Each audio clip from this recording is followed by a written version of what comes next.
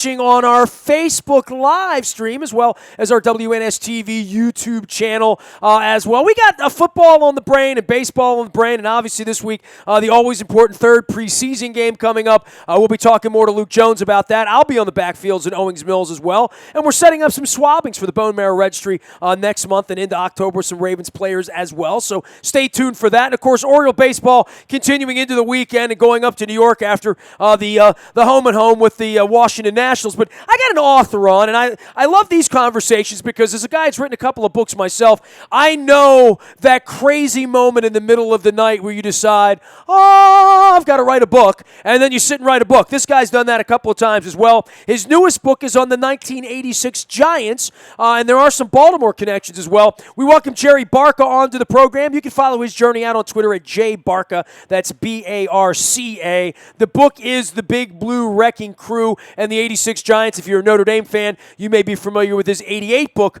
on the Notre Dame team there, Unbeatable as well. He also writes a leadership piece at Forbes from time to time as well. Jerry, welcome in, man. What's going on? How's it feel to have the baby born, right? The book's out now, right? The book is out. Today is the day. It feels really great. I'm really excited about it. And thanks for having me. Well, I like talking. Look, anytime somebody writes a book, first off, not enough people read books, right? If they did, they probably would make better presidential choices, quite frankly. But I wrote a book 3.5 years ago on the Ravens. I've written 4 books. 2 were online, 2 were actually bound, and they were when the Ravens won the championship in 2001 and the Ravens won the championship 13. And I, unlike you, instead of waiting 30 years to sort of write, the stories become taller on down the line, as the song said. But for me, I had to write these books right in the afterglow of the parade, right? So I had both of these books out by Father's Day to capitalize on the momentum and the storytelling and all of that. So there is no time or distance put between this. But I have a feeling Parcells' story on the 86 Giants are a lot better now. Well, yeah, exactly. When you do something this many years out, players, one, they have such perspective on what their experience was back then, and, you hear the stories that they couldn't tell, certainly in 1986 and probably not in 1996 either. So you get those things. And this team had left an indelible mark on sports that I think people sort of forget with even just little things like the Gatorade bat and how that started. That started with the Giants. Harry Carson made it a cottage industry, but it actually happened 2 years before as sort of Jim Burt, the nose tackle, busting Parcells' chops back during a Redskins game. And don't forget, we got Phil Simms, the first guy to ever turn to a camera at the end of a Super Bowl and say, I'm going to go to Disney World. And that started with these Giants. So they had this mark, and I thought it was certainly well worth revisiting. Well, I think in the mid-'80s in general for the big cities, right? L.A. had the Raiders for 5 minutes and the Rams before. And that sort of – Chicago came in with the Bears, and they were the monsters. And, that team that they had was so special, which really competed with the Giants in Montana in there. But this was for New York in '86. It was their first great football team since Namath, and not everybody was on that bandwagon in '69. It had been a long time for that franchise and for New York to have a football presence with larger than life, even 30 years later, Lawrence Taylor, Phil Simms, Parcells, all larger than life characters on that team. You are absolutely, you hit it right on the head. And believe me, the guys who were Giants fans were not. Joe Namath only was more salt in the wound for that crew when he won and made the guarantee with the Jets. This was the birth of modern Giant football. If you grow up in the Eli Manning era of the Giants, you know them as this winning organization, this class organization, a model organization. It wasn't the case in the 70s. There was turmoil internally that they had to deal with, and they had to right the ship on the football field. They didn't have very many good football players either. Let's be honest. Go ahead. Name me some Hall of Famers on the New York Giants from the 70s, right? They just did not have – I remember that era was so dominated by the Redskins and the Cowboys, though, right? Oh, yeah, absolutely. But here's the thing. The Giants missed on Ron Jaworski and Dan Fouts, and they needed a quarterback. They traded away the draft pick that gave the Cowboys Randy White, a guy who was a co-MVP of a Super Bowl, so they could get Craig Morton, who never really delivered as a quarterback. So there's a lot of this sort of heartbreak. So in '86, you're watching this happen, and the fans are like, oh my goodness, when are they going to break our heart? When is that other shoe going to drop? And they were dominant. They were 14-2 that year. So for you writing the book, I mean, there's all sorts of perspective you can take 30 years later, and certainly the twists and turns in Lawrence Taylor's life, right, would be, three volumes, right? I mean, we've seen that play out with Ray Lewis here, larger than life, that he still has a lot of life left in him. Lawrence was his own story, and you can't talk about the 86 Giants without, if there's no him, there's no 86 Giants. Well, without a doubt. I mean, the guy is, and I don't know how this is going to play in Baltimore, but he's the best defensive player ever to play in football. Well, you'll get an argument here. I mean, that's heresy. Right off the bat, you're in trouble here now. But football changed because of how Lawrence Taylor played. The left tackles get paid what they get paid. I mean, that's, money, the Blindside author. I mean, they get paid because of what Lawrence Taylor did. He changed it. And the thing was, as wild and reckless as he was off the field, his teammates still to this day appreciate who he was as a teammate. Never acted better than them and always showed up wanting to win. I mean, that guy wanted to win, and he wanted to win at anything. I mean, he raced an offensive lineman. Brad Benson, was driving a Corvette in the parking lot of the Meadowlands, and LT is sitting there in a BMW, races him, makes a turn, spins his BMW, still wins the race. And I mean spins it, like turns it over, gets out of the BMW, gives a finger point and some expletive to the lineman just to show him that he beat him, and then walked away and bought a new BMW. Well, I mean, I did a television show with Lawrence Taylor about a year and a half after his career ended, so I got to see a lot of the antics and hear some of the stories. And when he was still larger than life and had the LT earring, the dangling gold earring, and all the pictures I have from that era. And I guess the larger than life part for him, and maybe this goes to the 30-30. And I know you've been involved with the Notre Dame 30-30 with ESPN, but seeing the Doc Gooden stuff from that era and what has happened to his life, and that is mirrored, right? I mean, the Mets and the Giants were both larger than life in that area at that time, but drugs were a big part of that story and a big part of the problems that Parcells had to manage some guys who were less than manageable, right? Yeah, absolutely. And I think, with Parcells, his first year, the Giants are 3-12-1, and he almost loses his job, and he realizes, drugs were an issue for the Giants to deal with and for the NFL to deal with. The proliferation of cocaine that went from a white-collar drug at this time to a blue-collar drug and was available everywhere played a major role in this. And Parcells actually went to great lengths. He set up his own testing policy outside of any collective bargaining agreement of players. He tried to get them help. John Harbaugh would get fined for that, by the way. Every Ravens fan would say that. So. Well, Parcells probably would have been fined for it at some point, but he's trying to figure out, what do I do to help these guys? He actually registered himself as an outpatient at a clinic in Jersey so he could understand addiction. And there were guys he tried to help that he couldn't, and there were guys that he helped that he did. Well, he also knew that if he couldn't keep Lawrence Taylor sober, he couldn't win, right? I mean, if for whatever reason Lawrence couldn't get to the field on Sunday, it greatly diminished their chances of ever having a Gatorade bath, right? Well, I would think so, right? I mean, if Ray Lewis can't suit up for the Ravens, they're a different ball club. And that would certainly be the same for the Giants if 56 can't suit up that day either. Here's Jerry Barca. You can follow his journey on Twitter at jbarca. That's Barca, author of Big Blue Wrecking Crew 86 Giants. So give me the minute, that crazy thought that you had, I need to write a book on the 86 Giants, because I'm sure there have been many, many books in and around that team over the last 30 years.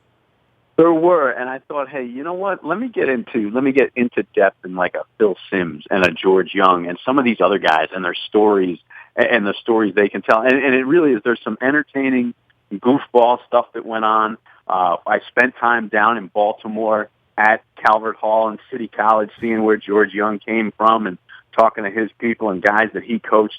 I thought there was just a lot more depth that could be put to it, that maybe in 2016 people either they never knew or they've certainly forgot by now. And I said, this is it. New York, they deserve to have this sort of perspective, nostalgic look that's also revelatory about what went on back then and how they came together to win it all. And and create the foundation of modern Giant football. Well, if George Young's going to get the credit, then Baltimore's got to take some of that credit. Then, of course, he came in on the back end. I would say the entire era right on up to where we've been in the last 5 years or so since Ernie Accorsi sort of walked away there, maybe a couple more, maybe 7 or 8 years. It was a whole generation and a half where the Giants were being run by men from Baltimore. Yeah, absolutely. And leave no doubt about it, that stamp that George Young put there and Ernie Accorsi followed up, he remains in that organization. There's no doubt about it. I mean, Nick Saban was in talks to become the Giants coach in 1997. And one of the things that the Giants still, as an organization, are uncomfortable with is giving a coach all that control. They want that GM structure, the GM and a coach, not a coach with all the control of the operations. So it's absolutely still there, with the torch from Young to Accorsi. Even Jerry Reese, now who was a scout with the Giants when Young was there. Now, you also wrote a book on Notre Dame, and I know a part of this is playing out on ESPN. And the 30 for 30 series, it's a wonderful series. I don't watch them all, but I watch many of them. I saw the initial one on the U. I don't think I saw the second Luther Campbell episode. But you're going to be involved in one coming up this fall, too, right? Yeah, really excited about it. I think that'll be a story. I'm very happy with how it's come out. Catholics First Convicts. It really focuses on the Notre Dame Miami game in '88 and the surrounding story of how it even got to be called that. And it'll premiere this fall, and super excited about being part of that project. Well, that's great for me because that's, I remember all those games. I remember all those teams. I remember where I was sitting when the Giants won the Super Bowl. I remember missed field goals with Nor. I remember all that stuff. So getting a little perspective on it and being an author myself, I have great appreciation for what you put together. You also do some leadership stuff at Forbes. That's always right up my alley. What kind of stories do you look for when you do some Forbes stuff? Well, I look for the business audience, the business-minded audience, and I think business-minded folks love looking at sports as metaphors for how they can get ahead or how they can have an edge. So I'm always looking for sort of, hey, what's going on in sports? Ryan Lochte is lying. Let me dissect that a little bit and talk about what he did and what an embarrassment it is that he did, and then bring it down from there and say, here's what you can do. Here's where you can apply this in your world. It's very, very different than the sports stuff that I write in the books or do with the films I'm a part of. But that's the type of thing. Or Jim Harbaugh walking out on reporters. If you're a throwback guy, Nestor, you'd appreciate this. I actually compared it with the fungus on the shower shoes from Bull Durham. Jim Harbaugh can get away with that. He's got some equity in his leadership now. He can walk out on reporters and not answer their questions. You start losing, though. You're not going to be able to do that. It's just going to be fungus on your shower shoes. When you win 20 in the show, like they said in Bull Durham, you're a character. But once you start losing, that changes. So it's all about the results you produce in life and how you're going to perceive and how you can handle that success. I'm familiar with all the Harbaughs and their temperaments here. So, and certainly the success. And, part of this is, a lot of the great leaders in football especially aren't particularly liked or don't want to be, asked questions about philosophy. There is certainly a guy like Belichick, part of his whole thing is the art of war, right? You know nothing about my philosophies. You'll never know, and I'll never be honest if I did tell you anything, right? But I also think, to loop this in with the book, and I did find the parallel here is, you look at Parcells early in his career, and in this book, this is the formation of a Hall of Fame coach. It isn't the end product. This is a guy that almost lost his job in 1983. Somebody in the organization has to stand there amidst all the chaos that happens in an organization, amidst all the different multiple personalities and dynamics and problems you have to deal with. And somebody's got to be the tough sort of SOB that says, hey, we're going to go in this direction, and you're either with me or you're not. But if you're not with me, you're no longer going to be here anymore. And I think it takes that a lot of times in organizations to create success. And I think you see that a lot with coaches because, you've got it there. I'm sure John Harbaugh, some of that, rings true with him. These guys step up and they're willing to face it and It's a lonely place to lead. It is a lonely place sometimes to be a leader and to be a head coach and to be the quarterback that's got to deal with everything. Hey, So yeah, go ahead, that's great. I mean, it is a lonely place. I mean, I think that doesn't get said often enough. You don't hear that part of it on SportsCenter when the coach has to come out and face the music. Even like Marvin Lewis last year for the stupidity of his players, that reflected on Marvin, who I know very well. Marvin doesn't like that at all, and certainly didn't condone that behavior. But he's the one who has to answer the questions, right? Yeah, absolutely. They're the ones accountable. And the thing is, the guys that are successful are willing to take that on. The media might not I love the way Belichick handles it. I find it comical, but I'm not covering it, So the media might not appreciate it, but he's willing to take it on. You think Bill Belichick cares what anybody's saying about him? He's there to win football games. And if his approach to the media is going to go this particular direction and it causes some angst, that's fine, as long as he's on the Cincinnati. He is Jerry Barca, author of Big Blue Wrecking Crew, a new book on the 86 Giants. You can Google that, buy that through the Give a Spit app out on Amazon or anywhere else. Books are sold. You can also find him out on Twitter at jbarca, B-A-R-C-A, and working for Forbes, doing some writing on leadership and sports there, as well as the Notre Dame book, which you can Google as well. Jerry, I appreciate the great visit, man. Good luck with the book. I know what a labor of love it is. I mean, to stay up all night and do it for months on end, and in your case, even years on end, in researching the thing. I'm happy that the baby is born. Good luck with it, my man. Thanks so much. Thanks for having me. You got it. Jerry Barca joining us here. You can find me out in the Bayou Toyota Audio Vault 24 hours a day from anywhere in the world on your mobile device by downloading the TuneIn radio app. You can also email me, praise, criticism. I get them both equally. I prefer the praise. Nasty at WNST.net. Twitter, Facebook, LinkedIn, Snapchat, Instagram, and streaming live on Facebook via Nestor J. Aparicio on Facebook, as well as our YouTube WNSTV channel. You can subscribe there whenever we're streaming. You're streaming. Maybe I'm screaming. Maybe my guests are screaming. Who knows? The morning newspaper comes at 7 a.m. each and every morning to your email inbox. That's chock full of headlines, box scores, standings, all the traditional stuff. Old guys like myself appreciate the newspaper. We put it together. It's all brought to you by Planet Fitness and PlanetFitness.com. It's still $10 a month to get in the best shape of your life there. And last but never ever least, breaking news, and we're going to have some this weekend with Ravens cuts. Maybe the Orioles making some moves as well. It'll come to you first on the WNST Tech Service. That is brought to you by Coons Ford of Security Boulevard. Dennis will be here on Thursday, driving you home from 3 until 5 as we get ready for Ravens football. And just get these preseason games over with.